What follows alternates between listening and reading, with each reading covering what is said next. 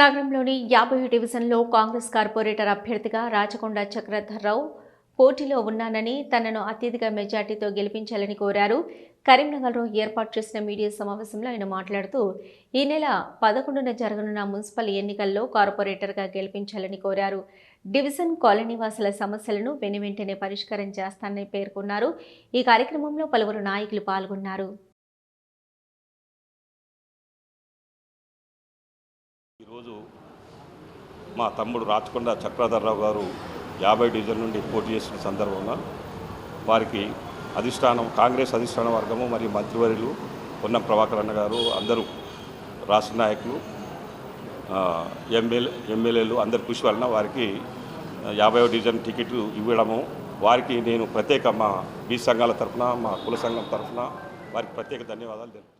50వ division Jyothinagar Chaitanyapuri కాలనీలో municipal elections ఈ నెల 11న జరిగే మున్సిపల్ ఎలక్షన్లలో కార్పొరేటర్గా కాంగ్రెస్ పార్టీ నుండి ఓటు చేస్తున్నాను. మీ అమూల్యమైన ఓటు చేతి గుర్తుపైన వేసి నన్ను గెలిపించగలరు. నేను రాష్ట్ర బీసీ రవాణా శాఖ మాత్యులు శ్రీ పొన్నం ప్రభాకర్ గారి అనుచరునిగా 30 సంవత్సరాల ఆయనతో సాన్నిధ్యంగా ఈ యొక్క లోకల్ నాయకుల ఆశీర్వాదంతో నాకు బీఫామ్ నాకు రావడం జరిగింది.